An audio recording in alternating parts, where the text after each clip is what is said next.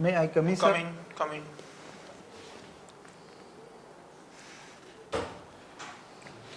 Namaste, sir. नमस्कार. Please take your seats. Thank you, sir.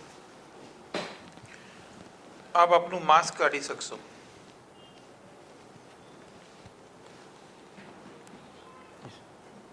આજે આપ શા માટે આવ્યા છો? સર, ગુજરાત શિક્ષણ સેવા વર્ગ 2 વહીવટી શાખાના વર્ગ 2 ની જગ્યાઓ માટેના રૂબરૂ મુલાકાત માટે આવ્યો છું. ઓકે. જીપીએસસી દ્વારા જે ઇન્ટરવ્યુ ગોઠવવામાં આવે છે એની શું જરૂર છે? કારણ કે પીએસઆઈ, ડીવાયએસઓ, નાયબ મામલતદાર કોઈમાં પણ હવે ઇન્ટરવ્યુ રાખવામાં આવતા નથી. તો why in GES or class 1, class 2?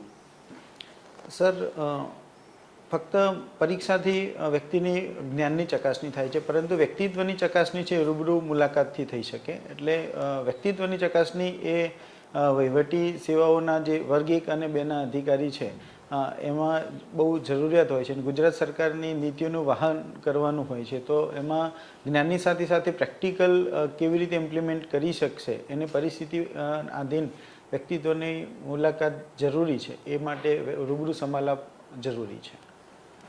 Okay. તો પછી પીએસઆઈમાં વ્યક્તિત્વની કસોટીની જરૂર નથી? સર, માન્ય વડાપ્રધાન શ્રી દ્વારા વર્ગ 3ની જે જગ્યાઓ છે એમાં એમને રૂબરૂ મુલાકાત છે એ દૂર કરવા માટેનો એક નિર્ણય કરેલો છે. એના ભાગરૂપે ગુજરાત સરકારે પણ વર્ગ 3ની જે જગ્યાઓ છે એના માટેનો રૂબરૂ મુલાકાતનો જે પ્રેફરન્સ હતો એ દૂર કરવામાં આવેલો છે. માનનીય પ્રધાનમંત્રી શ્રીની વાત સાચી પણ છે, પણ પીએસઆઈ જેવી પોસ્ટ છે કે નાયબ મામલતદાર છે, તમને એવું નથી લાગતું કે એમાં વ્યક્તિત્વની કસોટી થવી જોઈએ? કારણ કે ફિલ્ડ લેવલની જોબ છે.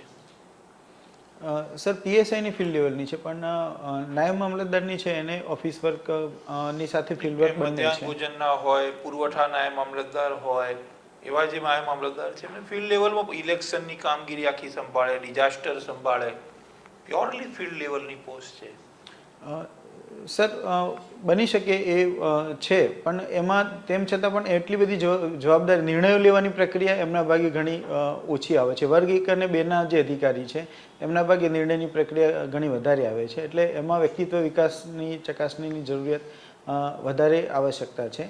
એટલે રાજ્ય સરકારનો જે નિર્ણય છે એ યોગ્ય છે. સર, તો આપ એવું માનો છો કે રાજ્ય સરકારનો જે નિર્ણય છે એ પ્રોપર છે? Yes sir. ઓકે, સારું. આપનો પરિચય આપો. જી સર, મારો આજનો કોડ છે પીપીએ. મારો અભ્યાસ છે PTC, MA B Ed, MA education, MPhil, PhD scholar છું. સમાજશાસ્ત્ર અને શિક્ષણ આ બે વિષયમાં મેં જીસેટની પરીક્ષા પાસ કરી છે. આ ઉપરાંત સર, રાજ્ય સરકાર દ્વારા ગુજરાત રાજ્ય શાળા પાઠ્યપુસ્તક મંડળ અંતર્ગત પાઠ્યપુસ્તક લેખન અને અનુવાદની કામગીરી કરવાની મને તક સાંપડી છે. એમાં મેં કામગીરી કરેલી છે. આપ અનુવાદક તરીકે પણ કામ કર્યું છે? Yes sir. કયા પુસ્તકનું? સર, ધોરણ 1 અને 2 અને ધોરણ 3 એના ગણિતના એનસીઆરટીના જે ટેક્સ્ટ બુક હતા એનું ગુજરાતી ટ્રાન્સલેશન જેની જે કામગીરી હતી એમાં અનુવાદક તરીકે કામગીરી કરેલી છે. હવે આપણું જે એજ્યુકેશન બેકગ્રાઉન્ડ જોઈએ તો ક્યાંય અંગ્રેજી આવતું નથી. Yes sir. તો પછી સિસ્ટમે આપને અનુવાદકની જવાબદારી શા માટે સોંપી? આપનું ઇંગ્લિશ બેકગ્રાઉન્ડ તો છે નહીં.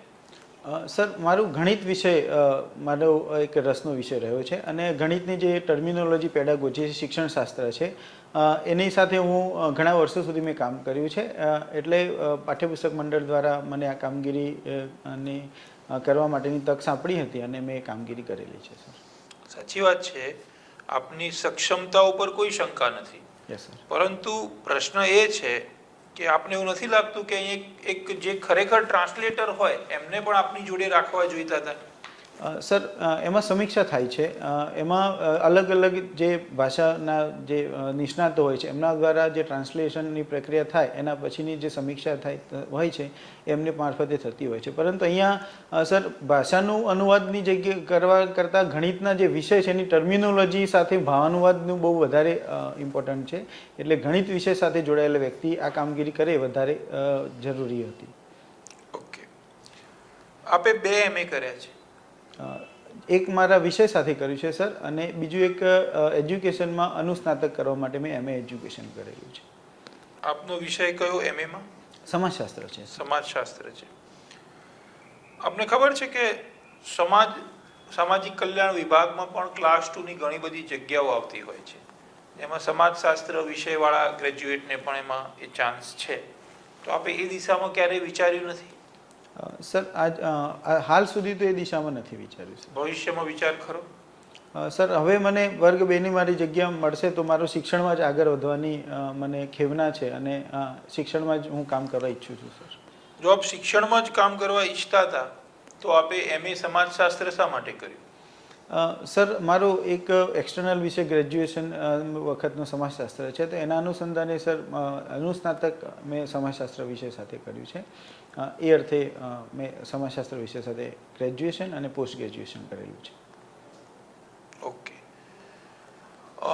આપે ગ્રેજ્યુએશન પોસ્ટ ગ્રેજ્યુએશન સમાજશાસ્ત્રમાં અને બીજું પોસ્ટ ગ્રેજ્યુએશન એ એજ્યુકેશનમાં આપે કર્યું. આપને એવું નથી લાગતું કે આ બધું ક્લમઝી થઈ રહ્યું છે? આપ એક જ દિશામાં જો પ્રોપર સબ્જેક્ટ સિલેક્ટ કર્યો હોત તો આપ હજી પણ વધારે આગળ હોત? સર એજ્યુકેશનમાં PhD કરવા માટે મારે શિક્ષણમાં અનુસ્નાતક કરવું જરૂરી હતું. MAd છે એ એક્સટર્નલ થઈ શકતું નથી. હું ચાલુ નોકરીએ સર અત્યાર સુધીનો મારો અભ્યાસ રહ્યો છે, તો એ માટે મારે MA એજ્યુકેશન મારે માટે એકમાત્ર વિકલ્પ હતો. એટલા માટે મારે MA છે એ એજ્યુકેશન સાથે કરવાની જરૂરિયાત ઊભી હતી. હવે બીજો ઇસ્યુ એ છે કે આપનું આર્ટ્સ બેકગ્રાઉન્ડ છે. Yes sir. અને આપ પુસ્તકો લખો છો ગણિતના. Yes sir. તો આવી વિસંગતતા કેમ છે? સર મારું 12 સાયન્સ સુધીનું 12મા ધોરણ સુધીનું જે અભ્યાસ છે એ ગણિત વિષય સાથે છે. હું સાયન્સ સાથે 12મું ધોરણ મેં પાસ કરેલું છે. એના પછી મેં PTC કરી અને એક્સટર્નલ વિદ્યાર્થી તરીકે બાકીનો મારો અભ્યાસ રહ્યો છે. BSc રેગ્યુલર થતું નથી, સોરી એક્સટર્નલ થતું નથી. એટલે સર એક્સટર્નલ અભ્યાસ BSc મેથ્સ રેગ્યુલર એક્સટર્નલ નથી થતું? સર થતું હશે, પણ મને એ વિશે અત્યારે જ્યારે પણ મેં ગ્રેજ્યુએશન કર્યું એ વખતનો મને એ બાબતનો કોઈ ખ્યાલ હતો નહીં. એટલે સર એક્સટર્નલ સાથે મારે ગ્રેજ્યુએશન કરવાનું થયું અને એના અનુસંધાને મારો અભ્યાસ રહ્યો. પણ મારો પ્રથમ અને આજે પણ ગણિત વિષયનો મારો ઊંડાણપૂર્વકનો અભ્યાસ છે. વિજ્ઞાન સાથેનો પણ મારો ઊંડાણપૂર્વકનો અભ્યાસ છે. ઇવન સર સમાજશાસ્ત્ર, ઇંગ્લિશ, લગભગ બધા વિષયોનો તલસ્પર્શી અભ્યાસ કરવાનો મારો એક સ્વભાવ રહ્યો છે. એટલે બધા વિષયોનું મને થોડુંક પણ ઊંડાણપૂર્વકનું નોલેજ છે સર. આ વાક્ય આપને ગ્રામેટિકલી અથવા તો ભાવની દ્રષ્ટિએ સાચું લાગે છે? થોડું ઊંડાણપૂર્વકનો અભ્યાસ. એટલે સર હું પ્રાથમિક ક્ષેત્રે કામ કરી રહ્યો છું. એટલે પ્રાથમિક ના જે મારા વિષયો છે એમાં જેટલું પણ જરૂરિયાત છે એનો મને તલસ્પર્શી દરેક વિષયનો અભ્યાસ કરવાનો મારો એક શોખ રહ્યો છે, અને હું એ અભ્યાસ કરું છું અને એમાં કામ કરવાનું પણ મને ગમે છે સર. આપનો શોખ એ વ્યક્તિગત બાબત છે. Yes sir. પરંતુ આપની જે માસ્ટરી છે સમાજશાસ્ત્ર as far as degrees are concerned, education અને એ સબ્જેક્ટમાં વધારે હોય, સ્વાભાવિક છે. આપ PhD પણ પરસ્યુ કરો છો, પણ ગણિતના પુસ્તકો આપ લખો છો તો આપને એવું નથી લાગતું કે વિદ્યાર્થીઓને ક્યાંક ને ક્યાંક અન્યાય થતો હશે? સર મેં એમ તો ગ્રેજ્યુએશન લેવલના ગણિતના પુસ્તકોનો પણ અભ્યાસ કર્યો છે સર. કોઈપણ વિષયમાં માસ્ટરી મેળવવા માટે સર એની ડિગ્રી લેવી જરૂરી નથી. આપણા ભૂતકાળમાં ઘણા બધા એવા મહાનુભાવો થયા છે કે કોઈ સ્કૂલિંગ નથી કર્યું તેમ છતાં એ જે તે વિષયના નિષ્ણાત હતા. એવા જ મને આપે ગણિતમાં આપ આગળ કેમ ના વધે? આપને એવું નથી લાગતું કે આપે ગણિતમાં આગળ વધવું જોઈતું? તો આટલો બધો આપને પ્રેમ છે તો? સર હું પાઠ્યપુસ્તકના લેખન અને સમીક્ષા સુધી પહોંચ્યો છું, તો એ ગણિત વિષયમાં મારી જે ખેવના હતી એ મેં અચીવ કરી છે એવું મને લાગે છે સર. ઓકે, સારું. ગણિત વિષયના લેખક જ્યારે ગણિતનો ગ અને GESના સંદર્ભમાં પણ જો આગળ જતા હોય તો આ વિષય એમને એક માધ્યમિક સ્કૂલના આચાર્ય તરીકે ક્યાં ઉપયોગી સાબિત થશે? સર અત્યારે હાલ ગુજરાતમાં મોટાભાગની જે શાળાઓનું છે પરિણામ 30% કરતાં ઓછું આવે છે. એ શાળાઓમાં મોટાભાગે ગણિત વિષયમાં વિદ્યાર્થીઓ નાપાસ થતા હોય એવું જોવા મળે છે. એટલે સર એમાં ગણિત વિષયમાં જો મહેનત કરવામાં આવશે શાળાઓ બાબતે તો ઘણું સારું પરિણામ રાજ્યને મળી શકશે. એટલે એ બાબતે સર હું માધ્યમિક શાળાના જો મુખ્ય શિક્ષક તરીકે મારે કામગીરી કરવાની થશે તો વિદ્યાર્થીઓ સરળતાથી ગણિત વિષયમાં કેવી રીતે એના પ્રોબ્લેમ સોલ્વ કરી શકે, પાયાની સંકલ્પનાઓ કેવી રીતે સિદ્ધિ મેળવી શકે, ગણિત શાસ્ત્રીય રીતે એને સમજ સાથે ગણિત કેવી રીતે શીખી શકાય, આ બધા મુદ્દાઓ પર હું ફોકસ કરવા પ્રયાસ કરીશ, જેથી કરીને મારા વિદ્યાર્થીઓ છે એ બહુ સારું એવું ઉત્કૃષ્ટ પ્રદાન કરી શકે અને ભવિષ્યમાં એમની કારકિર્દી સારી બનાવી શકે. આપ એવું કહો છો કે ગુજરાતની શાળાઓનું પરિણામ 30% કરતાં પણ ઓછું છે. સર, બધી શાળાઓનું નહીં, પરંતુ જે પણ શાળાઓનું 30% કરતાં ઓછું પરિણામ હોય છે એને માધ્યમિક શિક્ષણ બોર્ડ દ્વારા અલગથી તારવવામાં આવે છે અને એમની ટ્રેનિંગ વગેરેના કાર્યક્રમો થતા હોય છે. તો આવી જે શાળાઓ છે એમાં મોટાભાગે ગણિત વિષયમાં વિદ્યાર્થીઓ વધારે નાપાસ થયાનું ધ્યાન ઉપર આવેલું છે. બોર્ડની જે સ્ક્રુટિની થાય છે વાર્ષિક અહેવાલ, એમાં પણ આ મુદ્દો ઉડીને આંખે વળગે એવો મુદ્દો છે. એટલે એમાં વધારે જો મહેનત કરવામાં આવે તો ગુજરાતની જે શાળાઓનું પરિણામ 30% કરતાં ઓછું આવે છે એને વધારે આગળ આપણે લઈ જઈ શકીએ એમ છીએ. સર, ઓકે, આ તો તમે જનરલ જવાબ આપ્યો. મારા પ્રશ્નનો જવાબ એટલા માટે નથી મળ્યો કે આપ એવું શું કરશો કે જેથી કરીને આપના ગણિતના નોલેજનો ઉપયોગ આપની સ્કૂલમાં થઈ શકે? સર, એના માટે સૌપ્રથમ તો સર જે બેઝિક સ્કિલ છે ગણિતની એ ડેવલપ કરવા માટેના એક અલગથી અઠવાડિયે એક તાસ હશે. વૈદિક ગણિતનો ઉપયોગ કેવી રીતે કરી શકાય એનો પણ એક તાસ હશે. આ ઉપરાંત સર જેટલી વ્યવહારિક જે ગણિતનો ઉપયોગ થાય છે એના માટેની એક્ટિવિટીઝ છે એ સ્કૂલમાં થશે. આ ઉપરાંત સર અલગ અલગ જે NGOs છે એ પણ ગણિત માટે અલગ અલગ એક્ઝામ્સ લેતી હોય છે, એનો પણ ઉપયોગ કરવામાં આવશે. આ ઉપરાંત સર રિઝનિંગ જે સ્પર્ધાત્મક પરીક્ષાઓ માટે ઘણું અગત્યનું છે, તો એવી રિઝનિંગ માટેની એક્ટિવિટીઝ પણ એસ્ટાબ્લિશ કરવા માટેનો મારો પ્રયાસ હશે. આ ઉપરાંત સર જ્યારે પણ સમય મળે ત્યારે વિદ્યાર્થીઓને ગણિતના જે ઓલિમ્પિયાડ થતા હોય છે, MTSEની એક્ઝામ્સ છે, રાજ્ય પરીક્ષા બોર્ડ અને NCERT મારફતે લેવાતી હોય છે, તો એમાં વિદ્યાર્થીઓને ભાગ લેવા માટે પ્રોત્સાહિત કરવામાં આવશે. એના માટેનો એમને અલગથી માર્ગદર્શન આપવા માટેનો પ્રયાસ રહેશે. આ ઉપરાંત અન્ય અનેક પ્રકારની એક્ટિવિટીઝ સર થઈ શકે એવો અવકાશ છે. એવી 5 NGOsના નામ આપો કે જે મેથ્સ આધારિત એક્ઝામ લે છે. સર, એક તો રામાનુજન મેથ્સ ક્લબ છે. આ ઉપરાંત સર રાજ્ય પરીક્ષા બોર્ડ આપણી ગવર્મેન્ટની સંસ્થા છે. આ ઉપરાંત સર યુનિવર્સિટી, પ્રશ્ન ખાલી NGO પૂરતો છે. Yes sir, Ramanujan maths club છે. આ ઉપરાંત સર ગણિત સાથે જોડાયેલી ઘણી બધી જે વેબસાઇટ્સ છે એના મારફતે પણ આવી પરીક્ષાઓ થતી હોય છે. NGOનું આપ એક જ નામ બોલ્યા છો, એ સિવાય કોઈ છે? હાલ મને રિકોલ નથી. નો ઇશ્યુ. સારું. ગણિતનો એવો કયો એરિયા છે કે જે વિદ્યાર્થીઓને સૌથી વધારે અઘરો પડે છે? સર, ગણિત આમ રસપ્રદ વિષય છે, પરંતુ જો પાયાની સંકલ્પના ન સમજાય તો વિદ્યાર્થી નથી સમજી શકતો. એમાં સર એક બીજ ગણિત છે અને એક ભૂમિતિ છે. આ બે મુદ્દામાં વિદ્યાર્થીઓને વધારે મહેનત કરવાની જરૂરિયાત ઊભી થાય છે. ઓકે, સારું. આપની બે વીકનેસીસ જણાવો. સર, એક તો મારા અક્ષર છે એના મરોડ યોગ્ય નથી આવતા, અને બીજી વીકનેસીસ એ છે કે સર હું જ્યારે કોઈ પણ મુદ્દાનું કામ હાથમાં લઉં છું એ પૂરું નથી થતું ત્યાં સુધી સર મને એક બીજું કામ કરવાની એ તરફ રસ મારો થોડોક ઓછો રહે છે. સર, સામાન્ય રીતે ઇન્ટરવ્યુઈમાં એક ટેન્ડન્સી રહી છે કે પોતાની સ્ટ્રેન્થને વીકનેસ તરીકે રજૂ કરવી, બટ ઓબ્વિયસ છે કે દરેકનું એવું જ નેચર હોય મોટા ભાગે. કોઈ એ કામ હાથમાં ન લે ત્યાં સુધી બીજું કામ લેવું ન જ ગમે. તો પેનલને એવું લાગે છે કે આ તમારી વીકનેસ ન હોઈ શકે, આ સ્ટ્રેન્થમાં કન્સિડર થવી જોઈએ. તમારું શું માનવું છે? સર, અન્યની તો મને ખબર નથી, પણ મારી આ એટલા માટે કે જ્યારે પણ હું મારું કોઈ કામ લઈને બેઠો હોઉં છું મારા રોજિંદા અનુભવમાં, ત્યારે મારા પરિવારમાંથી મને અન્ય કામ માટે કોઈ કહેવામાં આવે તો એ મારું કામ પૂરું ન થાય ત્યાં સુધી એ મૂકીને હું એ કામ બીજા કામ તરફ દોરવાતો નથી. એટલે મારા અનુભવમાંથી આ બહાર આવેલી બાબત છે. એટલા માટે સર આપની પેનલ સમક્ષ મેં રજૂ કરવા માટે પ્રયાસ કરેલો છે. ઓકે, આપની સ્ટ્રેન્થ જણાવો. જી સર, મારી સ્ટ્રેન્થ એ છે કે હું કોઈ પણ મુદ્દો છે ઘણી બેઝિકલી એને બહુ સારી રીતે સમજવાનો પ્રયત્ન કરું છું. નવી બાબત શીખવી મને ગમે છે.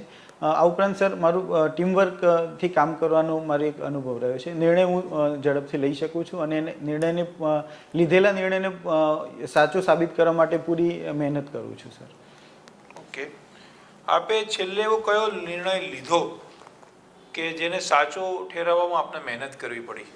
સર, GS2ની પરીક્ષા આપવા માટે મેં નિર્ણય લીધો કે હું એ બહુ સારી રીતે મહેનત કરી અને પાર પાડીશ, અને અહીંયા સર આપની સમક્ષ ઉપસ્થિત છું. તે મારા લીધેલા નિર્ણયને પછી મેં જે મહેનત કરી એ મહેનતના પરિણામે આપની સમક્ષ ઇન્ટરવ્યૂ માટે હું અહીંયા ઉપસ્થિત છું. શાળા કક્ષાએ એવો આપ કયો નિર્ણય લીધો? જી સર, શાળા કક્ષાએ મારા વિદ્યાર્થીઓમાં બે બાબતની મને એક ખામી હતી. એક તો બાળકો એ 8મા ધોરણના બાળકો પ્રોપર ઇંગ્લિશનું નોલેજ એક નહોતું, તો એને પ્રોપર કરવા માટેનો મારો પ્રયત્ન હતો.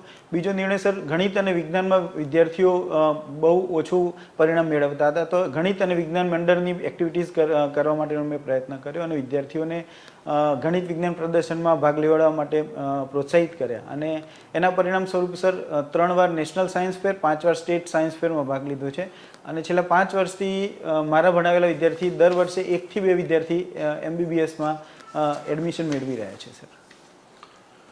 આપ આવી ક્રેડિટ તમે તમારા માટે તમારા નામે શું કામ લખાવો છો કે મારા ભણાવેલા વિદ્યાર્થી MBBSમાં એડમિશન લઈ રહ્યા છે?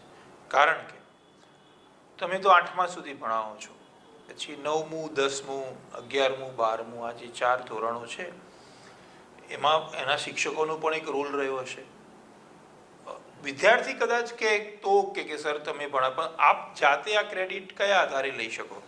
સર, આ ક્રેડિટ લેવાનો વિષય નથી, પરંતુ વિદ્યાર્થીના જીવનકાળમાં પ્રાથમિક શિક્ષણનું એક ઉમદા મહત્ત્વ છે. એના બીજ છે વિદ્યાર્થીની કારકિર્દીના, એ પ્રાથમિક શિક્ષણમાંથી જ ઉમેરાતા હોય છે. જ્યારે પ્રાથમિક શિક્ષણ મજબૂત હોય છે તો એના પાયા ઉપર વિદ્યાર્થીની ઇમારત છે શિક્ષણની એ બુલંદ બનતી હોય છે. એટલે ઘણી વખત વિદ્યાર્થીઓ સ્કૂલમાં આવી અને આ બાબતની ચર્ચા અમારી સાથે કરે છે, તો એના આધારે સર આ કહી શકું છું. આ ઉપરાંત સર, અમારી આજુબાજુની જે શાળાઓ છે એમાં જે વિદ્યાર્થીઓ એ ઉચ્ચ જે કોર્સિસ છે એમાં જે એડમિશન લે છે એના કરતાં અમારી શાળામાં ભણેલા વિદ્યાર્થીઓનું ઉચ્ચ કોર્સિસમાં એડમિશન લેવાનું પ્રમાણ ઘણું ઊંચું જોવા મળે છે.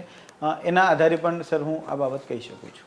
હા, પણ એમાં મારા ભણાવેલા એવો શબ્દ આવે કે અમારી પ્રાથમિક શાળાના બાળકો એવો શબ્દ આવે? આપ નહીં સર, અમારી શાળાના જ વિદ્યાર્થી, અમારી શાળાના વિદ્યાર્થી. ઓકે, સારું. આપનું પ્રાઇમરી એજ્યુકેશન બાબતે શું વિઝન છે? આપને શું લાગે છે કે ગુજરાતનું પ્રાઇમરી એજ્યુકેશન આવનારા 10 વર્ષ પછી કઈ સ્થિતિમાં હશે? સર, આવનારા 10 વર્ષ પછી ગુજરાતના તમામ વિદ્યાર્થીઓ છે એ વાંચન, ગણન, લેખન બાબતે 100% સિદ્ધિ પ્રાપ્ત કરી ચૂક્યા હશે. એચિવમેન્ટ લેવલ છે લર્નિંગ આઉટકમ વાઇઝ એ એવરેજ ગુજરાતના વિદ્યાર્થીઓનું 60% પહોંચી ગયું હશે. આ ઉપરાંત સર 80% વિદ્યાર્થીઓ છે એ 70 થી 80% લર્નિંગ આઉટકમ એચિવમેન્ટ લેવલ સુધી પહોંચ્યા છે. એટલે ગુણવત્તાની દ્રષ્ટિએ ગુજરાતનું એજ્યુકેશન, પ્રાઇમરી એજ્યુકેશન બહુ સારી સ્થિતિમાં હશે. એના 3 પુરાવા આપી શકો? જી સર, અત્યારે હાલ ગુજરાત સરકાર દ્વારા સ્કૂલ ઓફ એક્સિલન્સ નામનો એક કાર્યક્રમ શરૂ છે. એ અંતર્ગત સર 1000 દિવસ સુધીનું એક પ્લાનિંગ ગુજરાત સરકાર દ્વારા કરવામાં આવ્યું છે અને એ અંતર્ગત સ્ટેપ બાય સ્ટેપ ઇનિશિયેટિવ થઈ રહ્યા છે અને એના પરિણામો અત્યારે હાલ મળવાના શરૂ થઈ ચૂક્યા છે સર. છેલ્લે એવું કયું પરિણામ મળ્યું? સર, અત્યારે હાલ જે 100 દિવસમાં પ્રથમ તબક્કાની જે સ્કૂલો છે એના પ્રથમ તબક્કાનું મૂલ્યાંકન થઈ ગયું છે અને બીજા તબક્કાનું મૂલ્યાંકન રિસેન્ટલી હવે થવાની તૈયારીમાં છે. એટલે બહુ સારી રીતે સ્કૂલોનું એજ્યુકેશન થઈ રહ્યું છે. એટલા માટે સર હું આ બાબત કહી શકું છું. Right. School of excellence implement થઈ ગયું છે, 100 દિવસ ઇમ્પ્લિમેન્ટ થઈ ગયા? સર, 300 ડેઝ સુધી ઇમ્પ્લિમેન્ટ થઈ ગયું છે. 300 ડેઝ થઈ ગયા છે? Yes sir. પૂરા થઈ ગયા? નહીં સર, 100 દિવસમાં જે એચિવમેન્ટ, એમાં સર એવી રીતે તબક્કા પાડવામાં આવે છે કે 100 ડેઝમાં સ્કૂલ એચિવમેન્ટ લેવલ પ્રાપ્ત કરવાનું, 200 દિવસમાં પ્રાપ્ત કરવાનું, 300 દિવસમાં. એટલે અત્યારે સર 3 તબક્કા સુધીની સ્કૂલ એમાં કાર્યક્રમ શરૂ થઈ ગયો છે. તબક્કાવાર 400, 500 અને એ રીતે 1000 દિવસ સુધી આ કાર્યક્રમ એ શરૂ થશે. રાઈટ. તો મારો પ્રશ્ન એ છે કે 100 દિવસની અંદર આપને એવા કયા ઓબ્ઝર્વેશન્સ છે કે અહીંયા સ્કૂલ ઓફ એક્સેલન્સ હજી એના ગોલને અચીવ કરવામાં અથવા તો એ ગતિ પ્રાપ્ત કરવામાં વીક સાબિત થઈ રહ્યું છે? સર, અત્યારે લર્નિંગ આઉટકમ એચિવમેન્ટ લેવલમાં શાળાઓ એ મુશ્કેલી અનુભવી રહી છે. વાંચન, ગણન, લેખનમાં શાળાઓ 70-80% સુધી 33 દિવસના મૂલ્યાંકન અંતે પહોંચી ગયા છે. સ્કૂલ ઓફ એક્સેલન્સ શાળાઓ? હા, યસ સર. 33, એમાં સર 3 તબક્કામાં મૂલ્યાંકન થશે શાળાનું દર 33 દિવસે. એટલે પ્રથમ 33 દિવસના મૂલ્યાંકનમાં શાળાઓ વાંચન, ગણન, લેખનમાં બહુ સારું પરિણામ મેળવી ચૂકી છે, પરંતુ સર હજુ લર્નિંગ આઉટકમ એચિવમેન્ટ લેવલ મેળવવા માટે મુશ્કેલી અનુભવી રહી છે. તો એના માટે પ્રયત્નો અત્યારે હાલ થઈ રહ્યા છે. આ LOA છે શું એકચ્યુઅલી? સર, અધ્યયન નિષ્પત્તિ છે લર્નિંગ આઉટકમ્સ. એટલે એમાં એવી અપેક્ષા રાખવામાં આવશે કે એવું વિધાન છે કે જેમાં અધ્યયન અધ્યાપન પ્રક્રિયાને અંતે વિદ્યાર્થીમાં અપેક્ષિત વર્તન પરિવર્તન આવશે. એ દર્શાવતું જે વિધાન છે એ અધ્યયન નિષ્પત્તિ છે. બેઝિકલી અધ્યયન નિષ્પત્તિ એ અભ્યાસક્રમ છે. એકાદ એક્ઝામ્પલ આપીને સમજાવો ને. Yes sir. વિદ્યાર્થી કાવ્યગાન કરી શકે છે તો આ એક અધ્યયન નિષ્પત્તિ છે ભાષા માટેની. એમાં વિદ્યાર્થી અધ્યયન અધ્યાપન પ્રક્રિયાની અંતે એવી અપેક્ષા રાખવામાં આવે છે કે વિદ્યાર્થીને જે કાવ્ય આપવામાં આવે છે એ એના આરોહ અવરોહ સાથે યોગ્ય રીતે એનું ગાન કરી શકે. એ જ રીતે સર ગણિત વિશેની વાત કરીએ તો ગણિતમાં વિદ્યાર્થી રોજિંદા જીવનના કોયડાઓ ઉકેલી શકે છે અને એમાં કોઈ પણ બે પ્રક્રિયાનો ઉપયોગ કરીને. તો બે પ્રક્રિયા એટલે કાં તો એ સરવાળા બાદબાકી હોય અથવા ગુણાકાર ભાગાકાર હોય અથવા સરવાળા ગુણાકાર હોય. આમાં પૈકીની કોઈ પણ બે પ્રક્રિયાનો ઉપયોગ કરી અને રોજિંદા જીવનનો કોઈ પણ કોયડો ઉકેલી શકે. એ બાબત લર્નિંગ આઉટકમ દર્શાવે છે.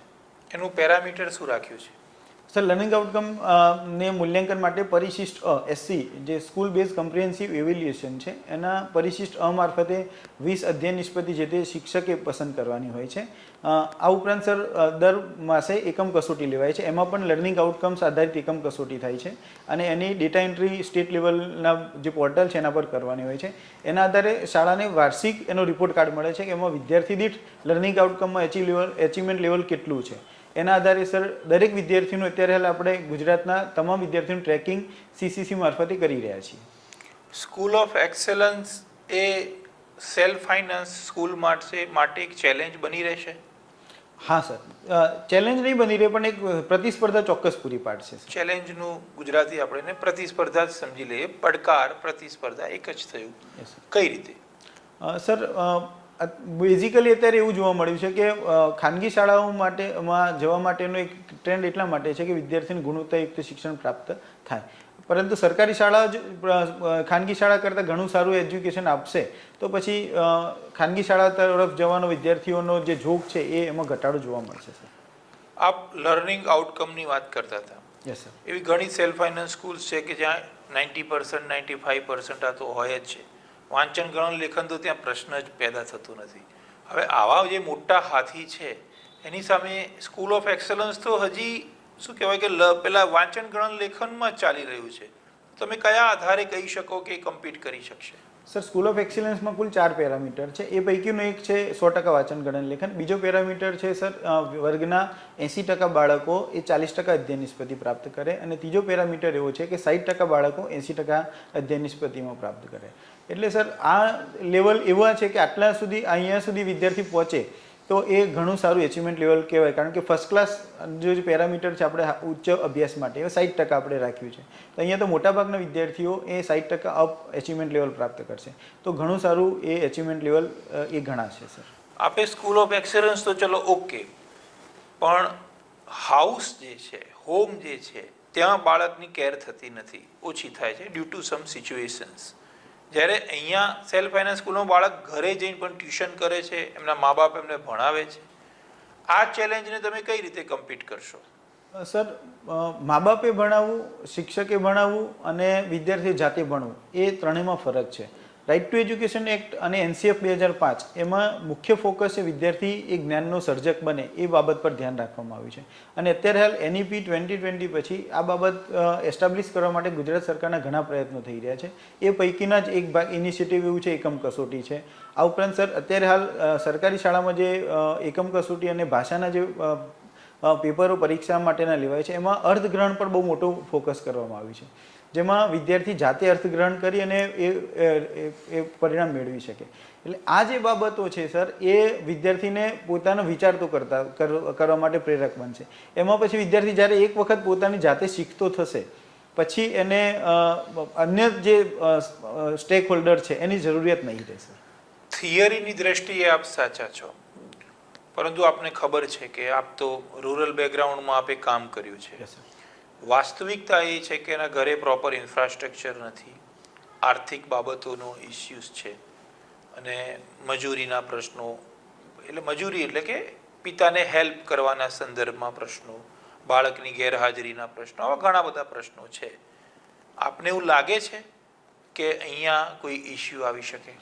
સર ઘણા બધા જે શિક્ષણ પર અસર કરતા પરિબળો પૈકી એક પરિબળ છે ખરો, એ અસર કરશે, પરંતુ શાળા જ એટલા બધા અનુભવો વિદ્યાર્થીને પૂરા પાડશે કે આ જે છે પરિબળ એ મિનિમમ થઈ જશે. સર આ એક કાલ્પનિક વિશ્વ તો નથી લાગતું ને આપને? સર એ એસઓઈના જે એક તબક્કો પૂરો થાય એના જે પરિણામ મળે એના આધારે સર એના આપણે ચોક્કસ કહી શકીએ. અત્યારે હાલ તો જે વિભાવના છે એ આ મુજબની છે સર. ઓકે. ન્યૂ એજ્યુકેશન પોલિસીને પણ હવે ઘણો ટાઈમ થવા આવ્યો. હવે એના આઉટકમ્સ આવવા માંડ્યા છે. એવા કોઈ બે એક આઉટકમ્સ આપ કહી શકો કે લાગે કે ના ન્યૂ એજ્યુકેશન પોલિસી એક ઇફેક્ટિવ રોલ પ્લે કરી રહી છે? સર એસઓઈ છે એ એનઈપી અંતર્ગત ગણી શકાય, કારણ કે પ્રકરણ નંબર 3 એનઈપીનું પ્રકરણ નંબર 3 છે એમાં વાંચન ગણન લેખન માટે 2025-26 હતો પહેલો ટાર્ગેટ. અત્યારે એને 26-27માં 100% ધોરણ 3માં તમામ વિદ્યાર્થી પ્રાપ્ત કરે એ માટેનો એક ટાર્ગેટ રાખવામાં આવ્યો છે. તો એસઓઈમાં પણ આપણે એક જે પેરામીટર છે એ 100% વાંચન ગણન લેખન તરીકે રાખવામાં આવે છે. તો એક બાબત એનું જ રિફ્લેક્શન જોઈ શકાય. આ ઉપરાંત સર બાલવાટિકા ધોરણ 1 પહેલાં પ્રી પ્રાઇમરી ક્લાસરૂમ શરૂ કરવાની એક વાત એનઈપીમાં કરવામાં આવી છે. તો ગુજરાત સરકારે પણ ક્લસ્ટર દીઠ એક બાલવાટિકા શરૂ કરવાની આ વર્ષે એક જાહેરાત પણ આપી દીધી છે અને શરૂ પણ થઈ ગયા છે એ બાબતે કામ. આ ઉપરાંત સર ઈસીસીઈ બાબતે તમામ જે સ્કૂલો છે, ઇવન એ આશ્રમ શાળા હોય કે સરકારી સ્કૂલ હોય અથવા તો સ્વતંત્ર જે આંગણવાડી છે, એમાં 3 થી 6 વર્ષના તમામ વિદ્યાર્થીઓ માટે એને પ્રી સ્કૂલિંગ એજ્યુકેશન મળે એ માટેના પ્રયત્નો કરવા માટેનું એક ઇનિશિયેટિવનું કામ શરૂ થઈ ગયું છે. આ ઉપરાંત સર સ્કૂલિંગ મર્જિંગની એક વાત છે એનઈપીની, એનો પણ એક રિફ્લેક્ટ આમાં થવા લાગે છે. એટલે સર એનઈપીના ઘણા બધા પરિણામો અહીંયા આપણને મળવા શરૂ થઈ ગયા છે. અને રાઇટ ટુ એજ્યુકેશનના રાઇટ ટુ એજ્યુકેશન એક્ટ અંતર્ગત સર નામાંકન અને સાર્વત્રિકરણ એ અત્યારે હાલ આપણે અચીવમેન્ટ 100% મેળવી ચૂક્યા છીએ. આ ઉપરાંત સર જે ખાનગી શાળાઓ છે એમાં 25% બાળકોને એડમિશન આપવું, આ રાઇટ ટુ એજ્યુકેશન એક્ટનો એક સૌથી મોટો ફાયદો એક મળી રહ્યો છે અને એ 100% એનો અમલ અત્યારે હાલ એ થઈ રહ્યો છે સર. એ સિવાય કોઈ બાબત? જી સર, એ સિવાય સર શાળાઓમાં એસસીનું અમલીકરણ, આ ઉપરાંત માતૃભાષામાં શિક્ષણ હોય, વિદ્યાર્થીને શાળાંત પ્રમાણપત્ર એક આપવાની વાત રાઇટ ટુ એજ્યુકેશનમાં માતૃભાષામાં શિક્ષણનો કોન્સેપ્ટ ક્યાં છે? કલમ નંબર 29(2) મુજબ માતૃભાષામાં શિક્ષણ આપવાની જોગવાઈ કરવામાં આવે છે. શું જોગવાઈ, એક્ઝેક્ટ જોગવાઈ શું છે? વિદ્યાર્થીને પ્રાથમિક શિક્ષણ એની માતૃભાષામાં આપવું એવી જોગવાઈ કરવામાં. એનો મતલબ અત્યાર સુધી આપણે આ કાયદાનો ભંગ કર્યો? નહીં સર, એનો અમલ આપણે થઈ રહ્યો છે એના અંતર્ગત. નહીં, લેટ મી ક્લિયર. કાયદામાં એવું લખ્યું છે, આપના મત મુજબ આપ 29(2) નું જે એક્ઝામ્પલ આપો છો એમાં એવું લખ્યું છે કે વિદ્યાર્થીઓને પ્રાથમિક શિક્ષણ માતૃભાષામાં મળવું જોઈએ. Yes sir. ગુજરાતમાં એવી કેટલીય સ્કૂલ્સ છે કે જ્યાં ઇંગ્લિશ મીડિયમ સ્કૂલ્સ છે. તો આ તો આરટીઈનો છડેઆમ ભંગ થયો કે ના થયો? સર, જે તે વિદ્યાર્થીની માતૃભાષા એ વિદ્યાર્થીના વાલી નક્કી કરે એ હોય. એટલે કયા આધારે? આ તો આપ ઇલોજિકલ વાત કરો. માતૃભાષા વાલી કઈ રીતે નક્કી કરી શકે? એક ગુજરાતી બાળક છે, ગુજરાતી માતા પિતાનું બાળક છે, તો એની માતૃભાષા ફિક્સ જ છે કે ગુજરાતી છે. તો એ ઇંગ્લિશ મીડિયમમાં ભણે છે, એનો મતલબ રાઇટ ટુ એજ્યુકેશનની આ કલમનો ભંગ થયો કે ના થયો? સર, બોમ્બે પ્રાઇમરી એક્ટ 1947ના અંતર્ગત બનેલા નિયમ નંબર 32માં આ બાબતનો ઉલ્લેખ છે કે માતૃભાષા એ વિદ્યાર્થીના માતા પિતા નક્કી કરે એ વિદ્યાર્થીની માતૃભાષા રહેશે. એટલે એ અંતર્ગત સર એને એ ફ્રીડમ છે વિદ્યાર્થીને કે એ પોતે જે વિષયમાં ભણવા ઈચ્છે એમાં એડમિશન એ મેળવી શકે છે. તો હવે આપણે એનઈપીના સંદર્ભમાં વિચારીએ. Yes sir. કે એનઈપીમાં એવું કીધું છે કે 1 થી 5 ધોરણ માતૃભાષામાં આપવું. Yes sir. તો હવે તો પછી એનઈપી લાવવાનો બેનિફિટ શું કે વિદ્યાર્થીના માતા પિતા નક્કી કરી દેશે. આપના બોમ્બે કયો એક્ટ કીધો આપે? મુંબઈ પ્રાથમિક શિક્ષણ અધિનિયમ. પ્રાથમિક શિક્ષણ અધિનિયમ 1947 નિયમ 32 એના અંતર્ગતના જે નિયમ 1949 એના નિયમ નંબર 32માં. તો પેરેન્ટ્સ એવું કહે છે કે અમે અમારી માતૃભાષા તો અંગ્રેજી જ ગણીએ છીએ, તો અમારે જે બાળકો ઇંગ્લિશ મીડિયમમાં ભણે છે તો ભણે જ છે, અમને કોઈ વાંધો નથી. આપનું શું કહેવું છે? સર, એ અંતર્ગત ગુજરાત સરકાર દ્વારા એક નિર્ણય લેવામાં આવ્યો છે. જૂન 2018થી એ 2 પ્રકારના ગુજરાતી વિષય દાખલ કરવામાં આવે છે. જે ગુજરાતી વિષય જેની માતૃભાષા છે એ વિદ્યાર્થીઓ માટે ફર્સ્ટ લેંગ્વેજ અને બાકીના તમામ માધ્યમ એ કોઈપણ માધ્યમનો વિદ્યાર્થી હોય એને સેકન્ડ લેંગ્વેજ તરીકે ગુજરાતી શીખવું એ ફરજિયાત છે. એટલે ગુજરાતી સબ્જેક્ટ નથી કહેતો, યસ અહીંયા ચર્ચા માધ્યમની ચાલી રહી યસ છે. સર. મારો પ્રશ્ન એ છે કે 2 બાબતો છે. આપ આરટીની વાત આવે છે ત્યારે આપ મુંબઈ પ્રાથમિક શિક્ષણ અધિનિયમ અને એના નિયમો અને એનો નિયમ 32 આપ કહો છો. હવે એનઈપીના સંદર્ભમાં આપ સબ્જેક્ટની વાત કરો છો, આપને એવું નથી લાગતું કે અહીંયા કોન્ટ્રોવર્સી છે? સર, એનઈપીમાં માતૃભાષામાં શિક્ષણ આપવાની વાત છે, એટલે એમાં પણ એ જ વસ્તુ છે, આરટીઈમાં પણ એ જ બાબત છે. અને 1949 અંતર્ગત જે આપે જે પ્રશ્ન પૂછે એના અંતર્ગત સર મેં એક એનો જે કાયદાકીય જોગવાઈ છે એ આપવાનો પ્રયત્ન કર્યો છે. પણ તેમ છતાં એ આખરી નિર્ણય તો એના માતા પિતા પર ને આધીન જ હોય છે કે એના પાલ્યને એને કયા માધ્યમમાં ભણાવવું છે. તો અત્યારે એવી માન્યતા છે કે 1 થી 5 કમ્પલસરી ગુજરાતીમાં જ ભણવું પડશે, એ માન્યતા ખોટી છે? સર, એ વિશે હજુ નિર્ણય નથી થયો. આપ કહો છો ને એકોર્ડિંગ ટુ રૂલ 32?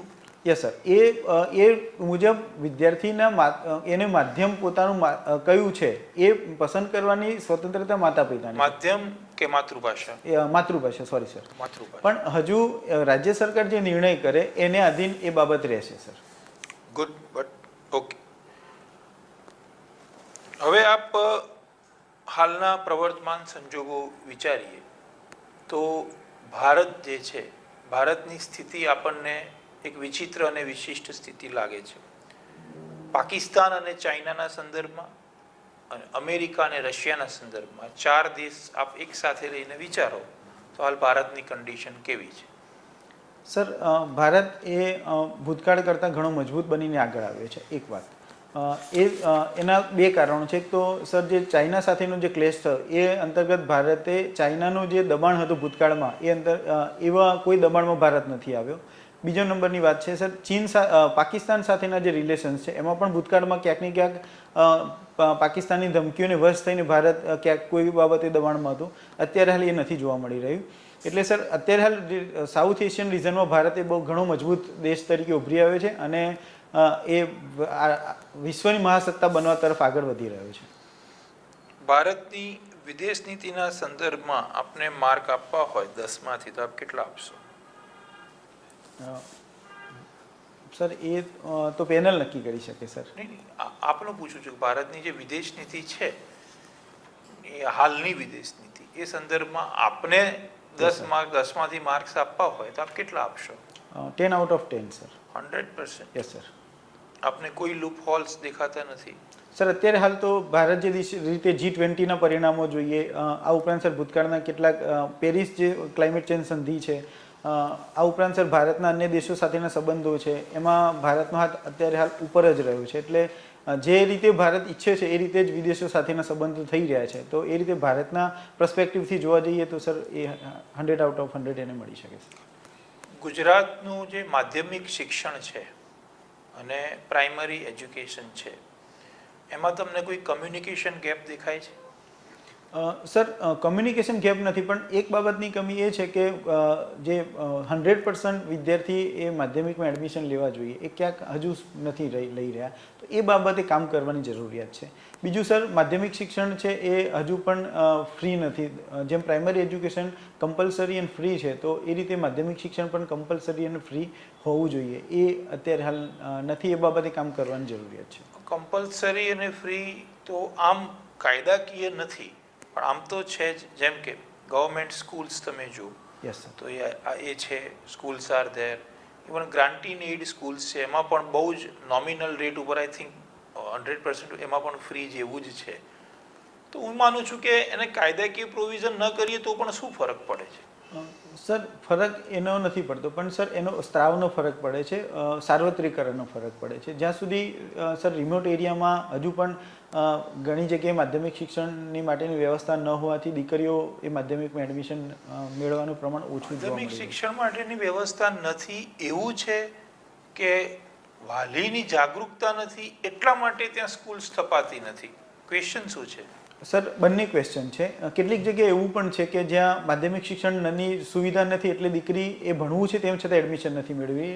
અને કેટલીક જગ્યાએ સર એના માટેના પ્રયત્નો પૂરતા નથી થતા, એટલા માટે માધ્યમિક શાળાઓ ત્યાં નથી સ્થપાતી. ગવર્મેન્ટનો ઇનિશિયેટિવ બહુ સારો છે. દર 5 કિલોમીટર અત્યારે હાલ ગવર્મેન્ટ સરકારી માધ્યમિક શાળાઓ શરૂ કરી રહી છે, પણ સર એ તબક્કાવાર છે. તો જ્યાં સુધી એ શરૂ નહીં થાય ત્યાં સુધી એ જે એજ્યુકેશન છે એનો જે લોસ છે એ તો સમાજને પડી જ રહ્યો છે સર. સારું, તો આપનો ઇન્ટરવ્યૂ પૂરો થાય છે, આપ જઈ શકો છો.